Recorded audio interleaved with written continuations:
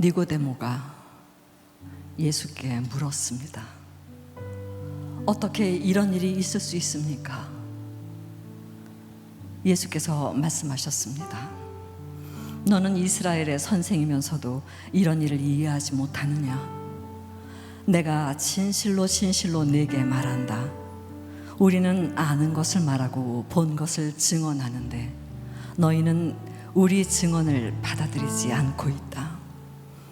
내가 땅의 것을 말해도 너희가 믿지 않는데 하물며 하늘의 것을 말하면 어떻게 믿겠느냐? 하늘에서 내려온 사람 곧 인자 외에는 하늘로 올라간 사람이 없다. 모세가 광야에서 뱀을 들어 올린 것 같이 인자도 들려야 한다. 그것은 그를 믿는 사람마다 영생을 얻게 하려는 것이다. 하나님께서 세상을 이처럼 사랑하셔서 독생자를 주셨으니 이는 그를 믿는 사람마다 멸망하지 않고 영생을 얻게 하려는 것이다. 아멘. 아멘. 우리 하나님께 감사와 영광의 박수 올려드리겠습니다. 아멘.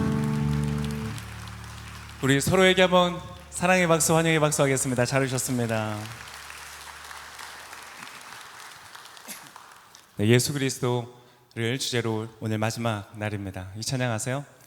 예수 사랑하심은 아시는 분? 거룩하신 말일세 우리들은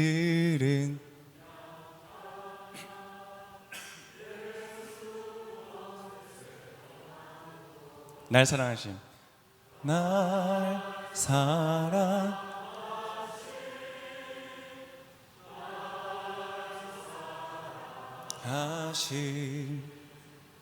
날 사랑하심 성경에서 노래 잘하시네요. 네. 근데 안타깝게도 제가 노래를 부르면서 깨달았습니다. 제가 다른 노래를 불렀다는 사실을 깨달았어요. 제가 원래 부르려고 했던 이 찬양이 아니고요. 그거 부르려고 했거든요. 하나님이 세상을 이처럼 같이 해볼까요? 독생자를 주셨으니 누구든지 예수 믿으면 멸망하지 않고 영생을 얻으리로다. 요한복음 3장 16절. 이 찬양 이렇게 잘하시는 분들은 다 이제 왕년에 교회를 좀 다녀오신 분들이죠. 네. 국민학교 시절에. 네. 자, 이 요한복음 3장 16절은요, 복음의 압축된 구절이라고 합니다. 여러분, 이 구절 중에서 가장 빛나는 단어가 뭔지 아세요? 하나님께서 세상을 이처럼 사랑하사 독생자를 주셨으니. 이게 이 성경 구절 중에서 가장 빛나는 단어는 저는 이렇게 말하고 싶습니다. 이처럼 사랑하사. 여러분, 우리 사랑할 때 중요한 게 뭐예요? 나 얼마만큼 사랑하냐? 이게 중요하잖아요. 그래서 우리 자매님들과 종종 물어보시죠? 나 얼마나 사랑해? 얼마만큼 사랑해? 우리 형제님들 당황하지 마시고 제가 오늘 하나 답을 알려드릴게요. 이렇게 말씀해 보세요. 너 손으로 원을 그려봐. 네가 그릴 수 있는 만큼 제일 크게. 다 그리잖아요? 그러면 그걸 뺀 만큼 널 사랑해. 근데 벌써 아시는 분들이 계시네요. 네, 이게 굉장히 한때 유행했었던 시의 구절입니다. 근데 요즘에는 자매님들이 굉장히 업그레이드 되셔가지고요, 이 정도는 감동 안 받으시더라고요. 그건 왜 빼? 이렇게 물어보시는 거예요. 자, 얼만큼 사랑하는가? 하나님이 우리를 사랑하시는데 얼만큼 사랑하느냐? 그게 굉장히 중요합니다. 어떻게 사랑하세요? 이처럼 독생자를 주셨으니 하나님의 외아들을 우리에게 주실 만큼 사랑하신다는 거예요. 무슨 뜻이에요? 외아들을 주신다. 하나님, 저 이미 아들 둘이 있는데요, 괜찮습니다. 그분은 하나님 키우시고 저는 제 아들 키우겠습니다. 이런 뜻인가요? 네, 웃자고 한 얘기였습니다. 네, 너무 심각하게 받아들이지 마시고. 외아들을 주셨다는 것은 예수님께서 이 땅에서 십자가에서 죽으셨다는 사실을 말하는 것이죠. 그러니까 얼마만큼 사랑하시는가, 당신의 하나밖에 없는 아들을 죽는 자리 가운데 내어주실 만큼을 우리를 사랑하신다. 하나님 여러분을 사랑하십니다. 반응이 너무 없는데요? 네. 하나님 여러분 사랑하십니다. 네, 사랑하세요. 근데 여러분, 이 하나님이 나를 사랑하셔서 그의 아들을 내어주셨다는 것이 어떤 의미가 있을까?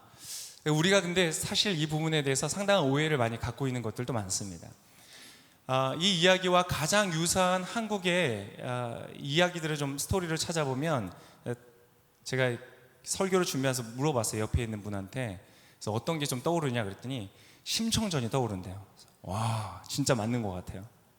심청전에서는 그 딸 심청이 자에게 눈먼 아버지의 눈을 뜨기 위해서 공양미 300석에 자기의 몸을 팔고 바다에 제물로 뛰어드는 그러한 것이죠. 자기 아버지의 눈을 뜨게 하기 위해서. 근데 대화하면서 그렇게 얘기했어요.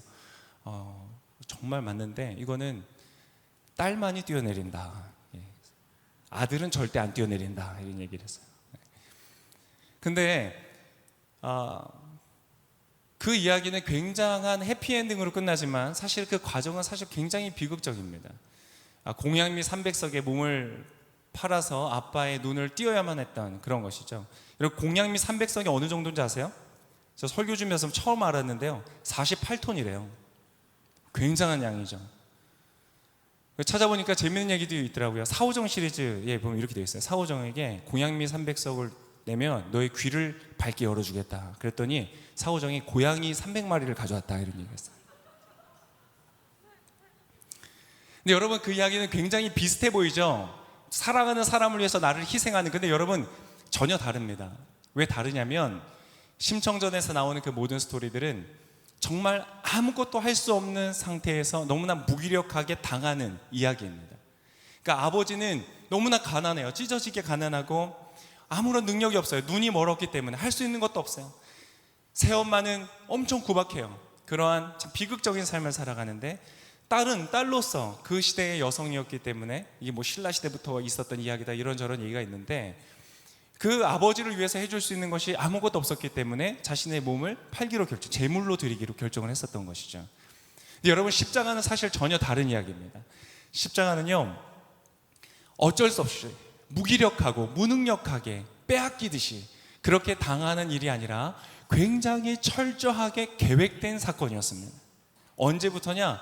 이미 저 수천 년 전의 구약에서부터 하나님과 아들 예수께서 미리 계획하시고 철저한 전략을 짜고 철저한 시나리오 안에서 두 분이 행하신 하나의 구원 작전과 같았다는 거예요. 그것을 굉장히 성공적으로, 물론 그 일은 굉장히 과정은 고통스러운 과정이었지만, 그러나 그것은 무기력하고 무능력하게 당하여진 것이 아니라 희생당한 사람도 없고 희생시킨 사람도 없는 철저한 구원의 계획, 완벽한 작전이었다는 것입니다. 여러분, 하나님께서는 우리를 위하여 그런 완벽한 구원 작전을 펼치셨습니다. 그리고 성공하셨습니다. 우리 옆 사람에게 한번 말씀해 주세요. 하나님 멋진 계획으로 이기셨습니다. 하나님은 그렇게 우리에게 일을 이루신 거예요. 그런데 여러분, 이것이 사실 너무나 이해하기가 어려운 겁니다. 저도 설교 준비하면서 너무 힘들었어요. 자, 니고데모라는 사람이 이 설교 중에, 이 메시지 중에 등장을 하는데, 이 사람은 이스라엘의 선생이었습니다. 랍비죠. 아주 어렸을 때부터 아주 고난이도의 그러한 훈련을 받고 지식적인 교육을 받은 랍비였습니다. 그런데 이 랍비인 사람도 그것이 이해가 되지 않는 거예요. 하나님의 일하심이 도무지 이해가 안 되는 겁니다. 그래서 오늘 본문의 9절과 10절에 보면 이렇게 기록이 되어 있습니다. 우리 9절 10절 같이 한번 읽어볼까요? 읽겠습니다. 시작. 니고데모가 예수께 물었습니다. 어떻게 이런 일이 있을 수 있습니까? 예수께서 말씀하셨습니다. 너는 이스라엘의 선생이면서도 이러한 일을 이해하지 못하느냐? 오늘 여러분 설교가 어렵다면 그건 제 탓이 아닙니다. 주님 탓입니다. 지금 이스라엘 랍비도 이해 못하는 걸 제가 이해시키려고 하고 있는 거예요. 근데 여러분, 랍비도 이해할 수 없는 그러한 것이었습니다. 그래서 니고데모를 보면요, 오늘 이 예수님을 찾아오는 장면이 나오는데 아까 읽진 않았습니다. 그래서 2절에 이렇게 기록되어 있습니다. 동일한 3장 2절인데요. 그가 밤에 찾아와 예수를 찾아와 물었습니다. 랍비여, 우리는 당신이 하나님께로부터 오신 선생님인 것을 알고 있습니다. 하나님께서 함께 하시지 않는다면 선생님이 행하신 그러한 표적들을 아무도 행할 수 없기 때문입니다. 이 구절이 굉장히 이상합니다.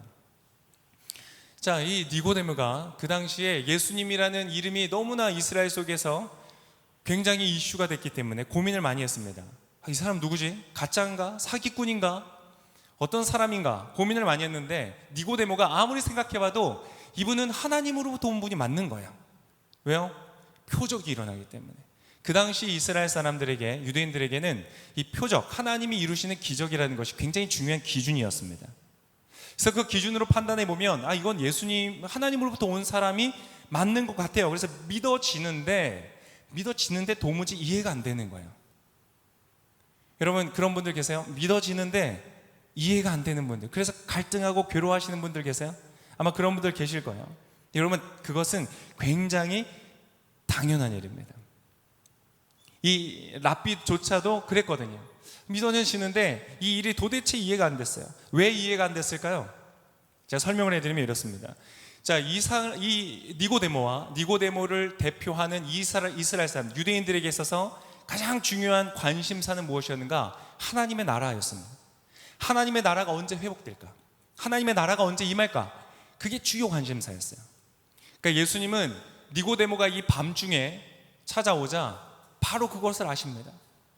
그래서 뭐라고 하시냐면, 거듭나지 아니하면 하나님의 나라를 볼 수 없다. 바로 던지세요.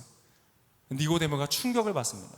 그런 장면이 나와요. 그런데 하나님의 나라라는 것이 무엇이냐? 니고데모와 유대인들에게는 바로 천국이었고 에덴이었고 파라다이스, 그런 곳이죠. 천국이라는 곳. 여러분들, 그 천국 하면 여러분이 어떤 걸 생각하세요?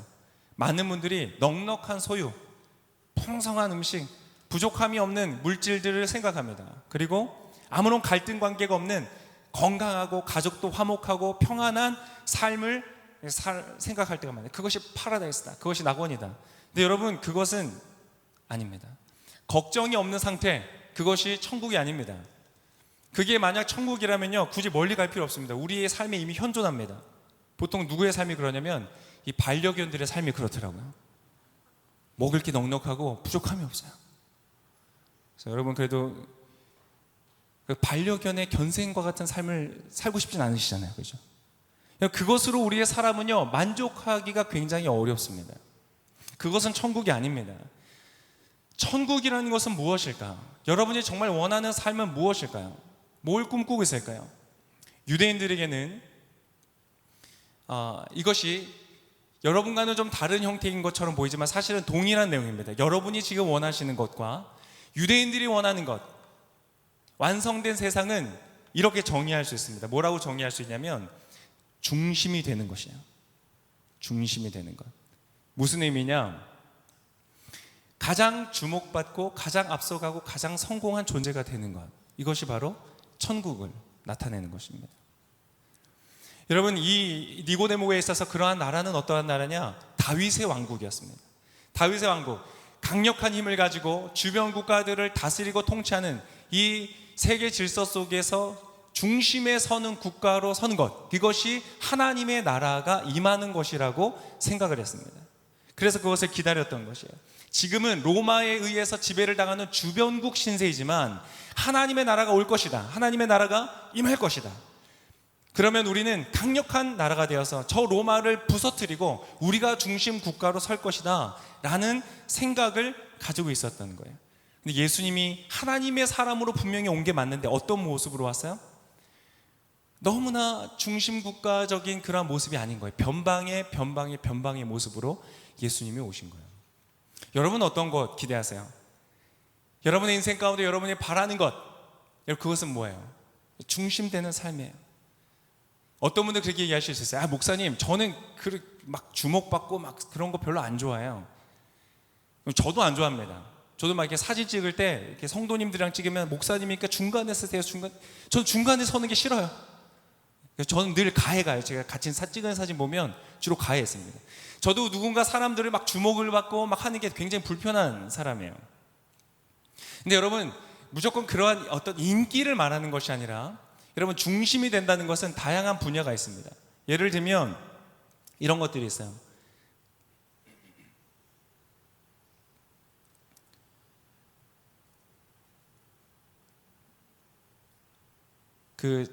오늘 제가 자꾸 설교가 이렇게 좀 뭔가 엉키는 느낌이 있어요. 네, 죄송합니다. 그래서 저를 위해서 지금 중보해 주시고 기도해 주시면서 들어주세요. 네. 근데 자, 우리가 이렇게 잘 되고 중심에 서기를 원하는 영역들이 어디 있는가? 예를 들면 능력이 있습니다. 내가 뭔가 일을 할 때 내가 잘하고 싶은 거야. 특히 남자분들, 우리 축구할 때 어때요? 내 전공 분야도 아니고 내 직업도 아닌데 일단 어떻게 하고 싶어요? 잘하고 싶잖아요. 그죠? 타고 싶, 중심에 서고 싶은 생각이 있어요. 외모도 있죠. 외모. 어디 딱 나가면 어떠고 싶으세요? 저 외모가 주변 국가처럼 생기고 싶으세요? 아니죠. 사람들이 딱 보고 주목하고 칭찬하는 그런 외모를 갖고 싶은 거예요. 뿐만 아니라 관심을 막 받고 싶어요. 사람들에게 관심을 받고. 돈이 있으면 어떻게 하고 싶어요? 돈이 내게 많았으면 좋겠어요. 소유가 있었으면 좋겠는 것이죠. 그리고 사람들이 서로 사랑한다면 그 사랑을 막 받고 싶은 거예요. 그러니까 카테고리는 굉장히 다양하지만 우리는 그 안에서 각자 누구나 그 안에서 중심에 서고 싶은 부분들이 있는 거예요. 카테고리도 다르지만 분야도, 어떤 범위도 다릅니다. 나는 전 세계에서 돈이 제일 많고 싶어, 이런 사람은 많지 않죠. 너무 멀어 보이니까. 그런데 이 안에서는, 이 팀 안에서는, 이 관계 안에서는 내가 제일 주목받고 싶다, 이런 게 있는 거예요. 그래서 여러분, 그렇기 때문에 이 부장님 개그가 통하는 거예요. 부장님 유머.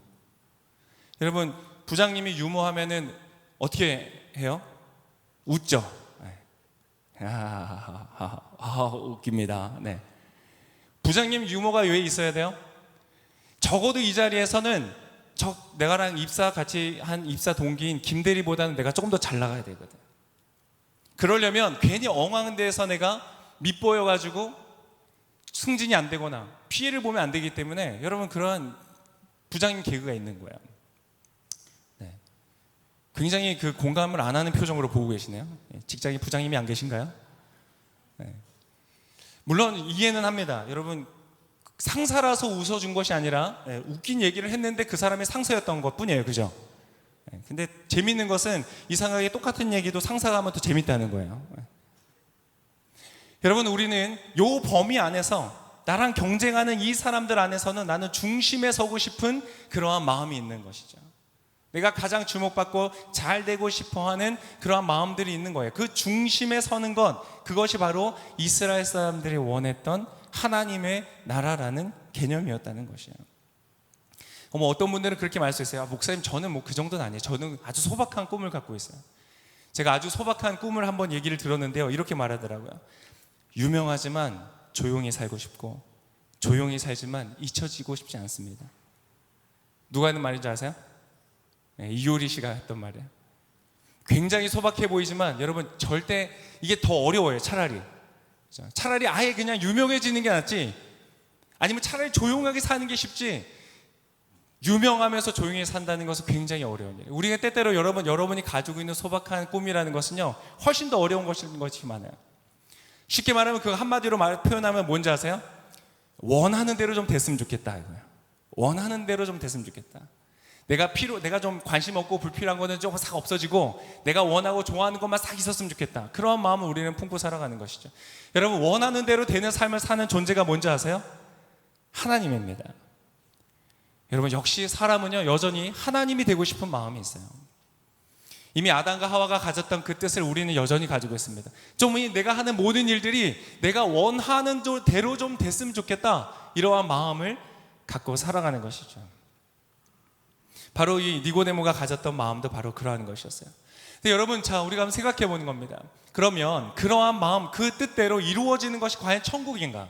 니고데모가 가지고 있었던 갈망이 해답인가? 유대 민족이 가장 강한 나라가 되어서 로마를 깨트리고 중심 국가가 되는 것이 과연 천국인가? 여러분, 그것이 천국입니까? 아니에요. 여러분, 그거 천국이 아니에요. 그냥 똑같은 질서 속에 있는 것이에요. 서로 경쟁하고 서로 싸우고 서로 투쟁해서 거기서 내가 승자가 되는 것뿐인 거예요. 여러분, 그것은 하나님의 나라가 아니죠. 똑같은 로마 제국이에요. 로마의 제국과 동일한 질서를 가지고 있어요. 그런데 로마의 황제만이 유대인으로 바뀌었을 뿐인 거예요. 그것은 그들에게는 좋은 나라일 수 있겠지만 여러분, 우리들에게는 그렇게 좋은 나라가 아니에요. 그들이 가지고 있는 것이 정말로 하나님이 기뻐하시는 하나님의 나라였던가? 그렇지 않다는 것입니다. 누군가가 이기기 위해서 누군가가 희생되어야 하는 그러한 질서는 하나님의 질서가 아니라 멸망하는 질서이다. 진 사람들은 진 사람대로 모든 실패와 좌절감 속에서 살아가고요, 이긴 사람은 이긴 사람대로 그것을 언제 잃어버릴까 불안하고 떨면서, 아니 더 높은 곳을 향하여 가기 위하여서 더 치열한 경쟁들을 하는 것이에요. 도무지 쉴 곳이 없고 도무지 감사할 곳이 없고 도무지 만족할 것이 없는 그러한 질서인 것뿐인 것이에요. 근데 니고데모는 그것을 몰랐어요. 유대인들은 그것을 몰랐어요. 유대 민족이 제일 잘 되는 것이 하나님의 뜻이라고 생각했던 것이에요.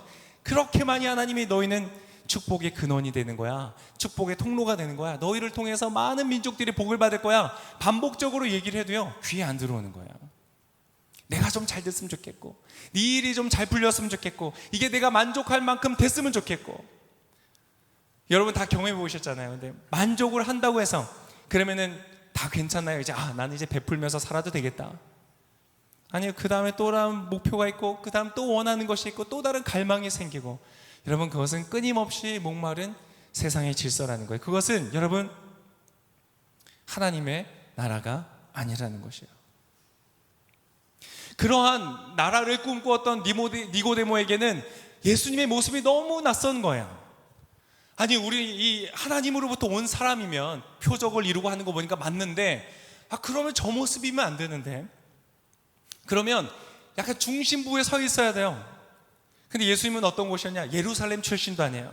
베들레헴에서 태어났고 저기 나사렛이라는 보이지도 않는 시골 출신이에요. 인맥도 없어요. 아주 탁월한 교육을 받은 사람도 아니에요. 그러한 예수님을 보면서 변방 중에서도 변방의 모습으로 온 사람들, 온 그 예수님이 보니까 예수님을 따르고 적극적으로 믿고 지지하는 지지층들을 보니까요, 어부들이에요, 세리들이에요, 창녀들이에요. 이 세상에서 소외되고 다 하찮게 여기는 그러한 존재들이 예수님을 따르는 거예요. 아니, 하나님으로부터 온 사람이면 어떻게 이렇게 할 수 있을까? 여러분, 때때로 우리의 삶에도 그럴 때가 있어요. 하나님을 믿고 하나님의 뜻대로 살아가고, 그래서 하나님의 축복을 기대하고 내가 인생을 걸어가는데요, 내가 생각하는 거랑 좀 다른 길을 걸어갈 때가 있는 거예요. 니고데모는 그게 너무나 낯설었어요. 믿어는 지는데 이해는 되지 않았어요. 많은 사람들이 그래서 예수님을 버렸습니다. 지식인들, 똑똑한 사람들, 특별히 권력 있는 사람들, 그런 사람들은 예수님을 멀리했어요. 그러니까 니고데모가 예수님에게 한번 물어보고 싶은데 낮에는 사람들이 막 예수님 앞에 많이 모여있고 하니까 차마 못 가겠는 거예요. 체면 때문에. 그래서 밤에 간 거예요. 저는 지금 이 자리에 니고데모와 같은 분들도 있다고 분명히 알고 있습니다. 친구들에게 내가 교회 갔다고 말 도저히 못하는 분들이 있어요.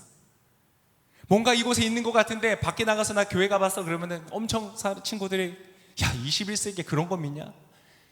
그래서 말 못하고 온 분들도 있을 거예요. 니고데모는 그러한 굉장히 혼란스러운 갈등을 가지고 예수님 앞에 나왔다는 거예요.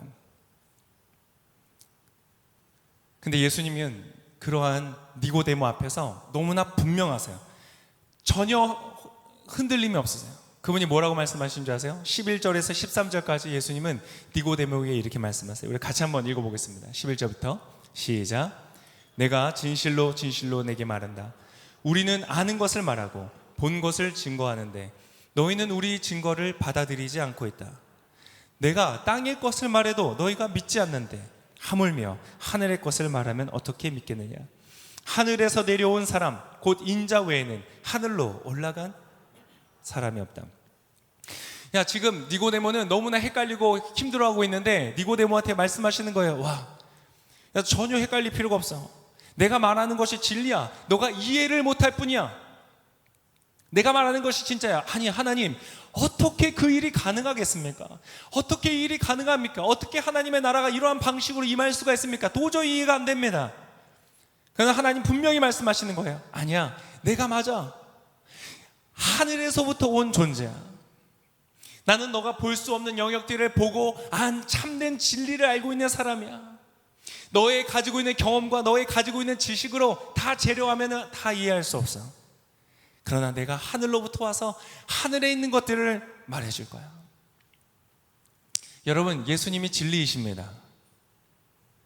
우리가 그분을 다 이해할 수 없다는 것은 너무나 당연하고 자연스러운 거예요. 여러분, 하늘을 가보신 분 있으세요? 우주라도 가보신 분이 있으세요? 아니, 우리는 우주의 태양계를 벗어나지도 못해요. 겨우 가봐야 달이에요. 사람이 갈 수 있는 우주의 영역이라는 것 자체도 좁아요. 근데 여러분, 우리가 하나님이 말씀하시는 영적 하늘을 여러분 볼 수 있을까요? 우리는 몰라요. 그러니까 여러분, 이해가 안 되는 거예요. 니고데모처럼.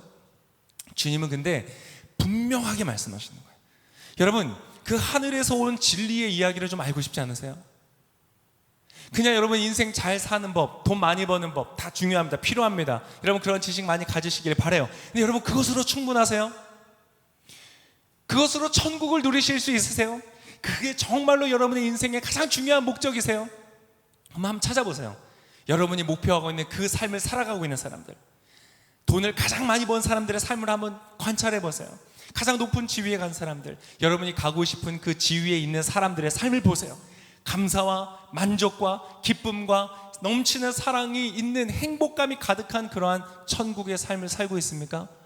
아닐 거예요. 여러분, 우리는 예수님이 필요합니다. 하늘로부터 오신 분의 증언이 필요해요. 내가 보지 못한 진짜 영원한 것을 본 분의 증언이 필요하다는 거예요. 여러분, 어떤 것으로 만족하시겠어요? 오늘 사고 오늘 배부르고 내일이면 없어질 여러분 100만 원짜리 음식 하나에 여러분의 인생을 거시겠어요? 그런 어리석은 사람이 어디 있어요? 100만 원짜리 음식을 먹어본다면 너무나 좋은 일이겠지만 여러분, 그것에 인생을 걸 수 있겠어요? 하루면 지나갈 만족인데. 여러분, 오랜 시간을 견디는 것일수록 진짜 좋은 거예요. 그래서 값이 비싸요. 그런 게 뭐가 있어요? 다이아몬드 같은 거. 그래서 시간을 오래 지나도 변질되지 않는 영원성을 가지고 있기 때문에 가치가 있는 거예요. 여러분, 여러분의 인생에 뭘 가지기를 원하시겠어요? 진짜 오늘 만족하고 내일이면 사라질 그런 것을 위해서 산다면 여러분, 죽을 때 정말 내 인생이 얼마나 허무하겠어요. 여러분, 죽을 때도 놓치지 아니할 수 있는 그러한 가치를 위해 살아가야 되지 않겠어요? 그게 뭐예요? 누가 말해줄 수 있어요? 죽음의 너머의 삶을 경험해보지 않은 사람이 그것을 말해줄 수 있을까요? 영원에 잇대어보지 않은 사람이 말해줄 수 있을까요? 아니에요. 모두가 추측이고 모두가 예측일 뿐이에요. 그러나 그것을 말씀하러 오신 분이 있어요. 바로 그분이 예수님이시라는 거예요. 예수님이 오늘 그분에 이렇게 말씀하시는 거예요. 여러분, 그분이 뭐라고 말씀하시는지 한번 보겠습니다. 14절의 말씀에 예수님이 이렇게 말씀하세요. 야, 하늘에서 온 사람의 증언한다. 잘 들어라. 14절 같이 읽겠습니다. 시작. 모세가 광야에서 뱀을 들어 올린 것 같이 인자도 들려야 한다.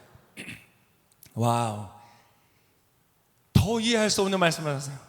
아니, 지금 목수 출신의, 소년가장 출신의, 별로 가진 것도 없이 가난하게 그렇게 떠돌아다니는 듯한 그 예수님의 가난한 모습도 사실은 이해하기가 어려운데 뭐라고 말하냐? 나는 저 왕자 위에 올라서 모든 세상을 다스릴 것이다 라고 말하는 게 아니라요, 모세가 뱀을 든 것처럼 나도 들려야 할 것이다. 뭘 말하는 거냐면 십자가의 사건을 말하는 거예요. 근데 제가 짧게 좀 말씀드릴게요. 모세가 광야에서 뱀을 들었다는 것은 무엇이냐면, 광야에 이스라엘 사람들이 이집트에서 출애굽하고 나와서 광야를 돌 때의 사건이에요. 사람들이 너무나 피곤하고 힘든 거예요. 그러니까 막 원망하는 거야. 모세를 향해서 우리를 데리고 와서 여기서 다 죽게 하는구나. 불평하고 원망하는, 아무도 책임을 지려고 하지 않고 자신의 권리만을 추구하며 다른 사람에게 책임을 물고 네 탓을 하는 삶인 거예요. 그리고 과거로 돌아가자, 옛날로 돌아가자. 여러분, 이것은요 굉장히 무서운 소리예요. 과거로 어디로 돌아가자는 거예요? 이집트의 질서로 돌아가자. 자신의 이익을 위해서 타인의 자유를 빼앗고 노예로 억압하는 그러한 세상, 투쟁하고 경쟁하고 싸우는, 나를 위해 남을 희생시키는 그 질서로 돌아가자. 여러분, 이것은 무슨 말이에요? 다 멸망의 길로 가자는 말이에요. 여러분, 이 생각과 이 마음이 바로 뱀의 독이에요. 그때 하나님께서 불뱀을 보내셔서 사람들을 물게 했어요. 어떤 사람들은 말해요, 하나님 너무 잔인한 거 아니에요? 물론 잔인해 보일 수 있어요. 그러나 여러분, 그들이 눈에 보이는 불뱀에게 물려서 죽는 사건을 통해서 그들이 지금 하고 있는 행위가 그들의 영혼을 파괴하고 죽이는 독이라는 것을 발견한다면 그게 여러분 잔인한 것일 수 있을까요? 그들은 깨닫게 되는 거예요. 아, 이것은 나도 죽이고 너도 죽이고 내가 사랑하는 사람도 죽이는 독이라는 것을 깨닫는 거예요. 그때 하나님께서 그들이 잘못된 것을 깨닫는 순간에 구원의 길을 열어주십니다. 그게 뭐냐면 놋뱀을 장대에 달아서 세워주신 거예요. 그리고 그 뱀을 바라보는 사람들마다 그 불뱀에게 물린 것이 다 깨끗하게 치유가 되는 것이에요. 참 놀랍죠? 그 뱀에게 물린 독이 이것을 통하여 해독이 되는 거예요. 여러분, 재밌게도요, 과학자들이요, 구리가 정말 해독작용이 있다는 거예요. 그래서 여러분, 코로나 때 여러분 구리 많이 만지셨잖아요. 어디서 만지셨어요? 엘리베이터에 구리 항균 필름 걸려있잖아요. 이제 코로나 바이러스 거기 다 있으면 금방 죽는데요. 여러분, 마치 그것과 같아요. 구리 놋뱀을 바라보면요, 그것을 통하여서 그들이 치유함을 받았던 거예요. 근데 예수님이 말씀하시는 사건은 무엇이냐? 그것이 상징하고 의미하는 바가 있는데 그게 뭐냐면 바로 인자가, 예수님께서 그 뱀처럼 십자가에 달려 죽어야 된다는 거예요. 나무에 달려야 된다는 거예요. 아니, 하나님의 나라가 오는데 예수님 십자가에서 달려 죽으면 그게 어떻게 하나님의 나라가 옵니까? 여러분, 정말 이해가 안 되는 거예요. 저도 이해하려고 하지만 이해가 잘 안 돼요. 근데 주님이 그렇게 말씀하시는 거예요. 뱀의 독에 의해서, 뱀의 독에 중독되어서 다 죽을 수밖에 없는 사람들, 뱀이 되어버린 사람들, 뱀과 같이 심판을 받아야 되는 그런 대상자들이 됐을 뿐이에요. 하나님이 이집트를 심판하신 것처럼. 이거 얼마나 끔찍해요. 타인의 자유를 빼앗고 그 다음에 어떻게 하냐면 그 사람들이 잘 되니까 아들을 낳으면 다 죽여라. 아기가 태어나자마자 아기를 학살시키는 법을 만들어서 집행을 해버리는, 여러분 얼마나 악한 것이, 하나님이 심판하시는 거예요. 근데 이스라엘 사람들 어떻게 해요? 그곳으로부터 자유함을 얻었더니 우리도 다시 그렇게 돌아가자, 우리도 그러한 삶을 살자, 그러한 나라를 추구하자, 유대인이 최고인 제국을 만들자, 이렇게 생각하는 거예요. 그러한 뱀의 독에 동일하게 오염되어 있는 사람들에게 주님께서 작정하신 거예요. 그것으로 죽을 수밖에 없고 뱀과 같이 심판받을 수밖에 없는 그들을 대신하여서 마치 놋뱀이 걸린 것처럼 예수님이 뱀이 되어서 뱀과 같은 존재로, 죄가 없지만 그럼에도 불구하고 뱀과 같이 되어서 그가 죽임을 당하신 거예요. 심판을 당하신 거예요. 그래서 그분을 보면요, 그분을 믿으면요, 나는 여전히 그러한 이기적인 죄 가운데 있을지라도 예수님이 나를 대신해서 심판을 받으셨기 때문에 우리는 심판받지 않게 된다는 것이, 얼마나 감사해요. 우리는 그 도구로 인하여서 죽지 않아도 된다, 심판받지 않아도 된다는 것을 우리에게 말씀해 주시는 거예요. 여러분, 예수님의 십자가를 바라보시기를 축복합니다. 그 십자가를 내가 믿을 때에 나를 대신해서 심판받으신 주님 때문에 우리는 심판을 받지 않게 된다는 것이, 여러분, 그것이 끝이 아니에요. 두 번째, 이게 마지막입니다. 그 예수님의 십자가는요, 자, 모양을 보세요. 마치 더하기처럼 되어 있죠. 위아래와 좌우가 연결되어 있어요. 이것이 어떤 의미를 갖는가? 십자가는요, 연합케 하고 화목케 하는 역할을 했다는 거예요. 십자가에서 예수님이 죽으심으로 어떻게 되었는가? 우리의 죄가 용서가 되면서 하나님과 우리의 관계가 회복되어졌어요. 그전에는 우리 어둠이었기 때문에 빛 대신 예수님 앞에, 하나님 앞에 갈 수 없었어요. 우리는 부정하였기 때문에 깨끗하신 주님 앞에 나아갈 수가 없었어요. 그런데 예수님이 대신 죽으심으로 우리를 깨끗하게 씻어주셨어요. 아까 세례를 받는 것처럼. 그래서 이제 우리는 하나님께 마음껏 나아갈 수 있는 거예요. 깨끗해진 다음에 나아가는 것이 아니라 지금 있는 이 상태 그대로 주님 앞에 나아갈 수 있는 거예요. 여러분, 하나님 앞에 나아가시기를 축복합니다. 하나님 앞에 나아가서 응답을 받기 위해서 여러분이 더 이상 할 것이 없어요. 그냥 나아가시면 돼요. 주님이 여러분을 있는 그대로 받으십니다. 여러분과 하나님은 화목하게 되었습니다. 그리고 서로가 화목하게 됩니다. 그전에는 경쟁하고 서로 질투하고 미워하고 다투는 관계였는데요, 이제는 내가 용서받은 사람으로서 다른 사람을 용서할 수 있는 근거가 생겼어요. 그래서 너와 내가 서로를 위하여, 마치 예수님이 나를 위해서 자기를 내어주신 것 같이 나도 서로에게 양보하고 자기를 내어주면서 서로 연합할 수 있는 그런 관계가 되어졌다는 거예요. 예수님의 십자가는 놀라운 화목과 연합을 이루신 사건이라는 것이에요. 그 예수님을 믿을 때 무슨 일이 일어나는가? 우리는 바로 나의 이웃들과 나와 함께하는 사람들과 진정한 연합을 가질 수 있게 된다는 것이에요. 하나님께서 세상을 이처럼 사랑하사 그 일들을 행하신 이유가 무엇이었는가? 여러분, 사랑이었기 때문이에요. 여러분, 사랑하시기 때문에, 사랑이기에 그 아들을 예수 그리스도를 내어주셨어요. 십자가의 사건을 통하여서.